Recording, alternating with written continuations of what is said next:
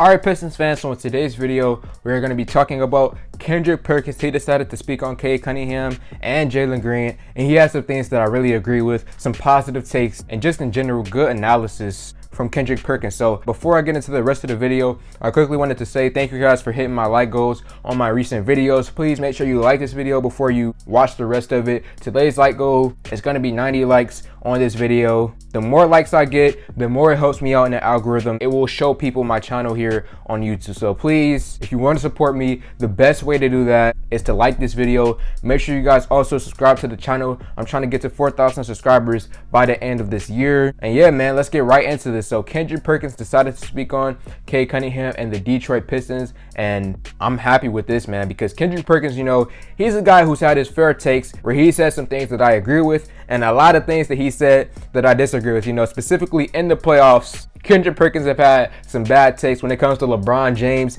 he's had some bad takes as well. But I give credit where credit is due. And Kendrick Perkins, with this take on Cade Cunningham, I have to give him props, man. And actually, you know, not just Cade, but in the past, Kendrick has been speaking on the Pistons positively in the past. He's mentioned guys like Isaiah Stewart and Sadiq Bey. He's been praising those guys in the past. And also, when we drafted Cade Cunningham, he was one of the few guys in the media to show love and show support. Skip Bayless and Kendrick Perkins were the only guys who even paid attention to us in the draft. Because usually, you know, when the draft comes, everybody talks about it. You know, Zion Williamson, for example, you know, they talked about him a lot. Or even Anthony Edwards, when he got drafted to the Timberwolves, they were talking about him. But when Cade Cunningham got drafted, nobody in the sports media even cared about it. They only talked about Jalen Green, or when the Raptors drafted Barnes, that was a shock pick, and people were talking about all of that, but nobody really talked about Cade Cunningham except Kendrick Perkins, Skip Bayless, and Jalen Rose. So thank you, Kendrick. And after hearing what Stephen A said yesterday about Cade Cunningham, my mind was blown, so I needed to hear this good information. So play that clip right now.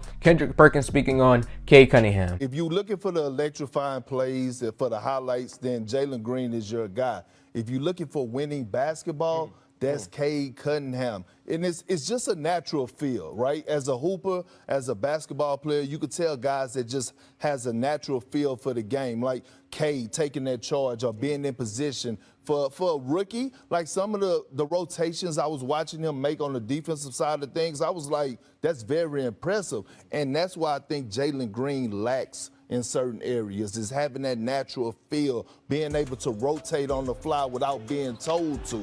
And so that's the difference between the two. But I think the sky is the limit for both of these guys. I couldn't agree more with Kendrick Perkins, to be honest with you guys, for the most part. Now, I do disagree with him a little bit when he says to Jalen Green, you know, talking about the highlight flash plays. Now, that's a misconception that people have about Jalen Green, because I've been following him for the past 3 years. Well, it might be 4 years by now, but I've been following him for a very long time. And he is not just a highlight player. He's not just flash, okay? That's a misconception about him that people have. Jalen Green has mad game. He is extremely talented and has massive potential. So I do disagree with him there a little bit, but I get what he's trying to say. I get the point that he was trying to make when he was talking about, you know, the highlights, the flashy plays that most people pay attention to. I understand that. And then when he spoke on Cade Cunningham and talked about the defense at a young age, already being talented on that end of the floor. And then when he talked about, you know, Cade Cunningham and winning basketball. Last game, I feel like Jalen Green, he came into that game wanting to defeat Cade Cunningham and go at Cade. But Cade, it felt like, came into the game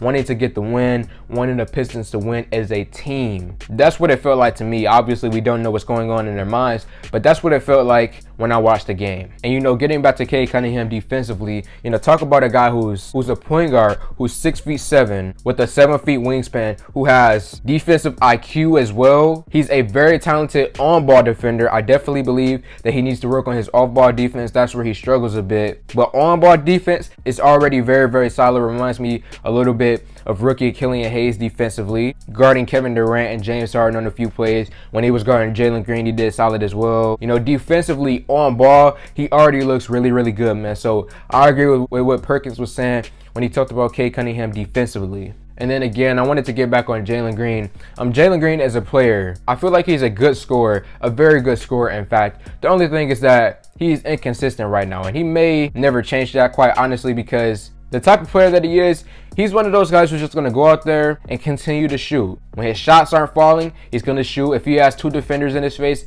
he'll shoot.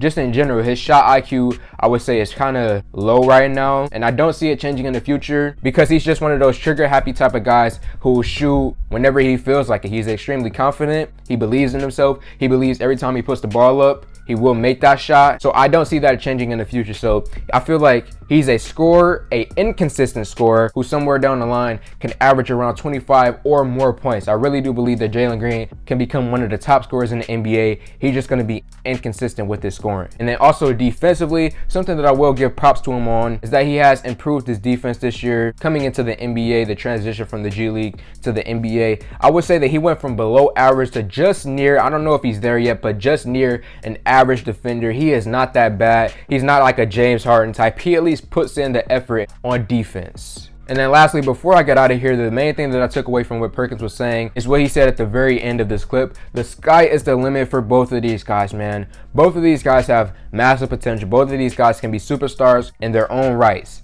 I just personally believe that Cade Cunningham is the better player, the guy who's more well-rounded, the guy who just has more to his game, rebounding, defense, leadership, playmaking, along with scoring, whereas Jalen Green really only gives you scoring, and then he's about a borderline average defender. Leadership, we'll see about that. Playmaking, not really there. Just overall, Jalen Green, he's a talented scorer, but not really the well-rounded, all-around type of player, whereas Cade Cunningham is that well-rounded, all-around talented player that we all knew that he could be because he showed it in college. So Pistons fans, let me know your thoughts in the comment section below. Like this video, comment on this video, share this video. Thank y'all for 3K, and I'm out.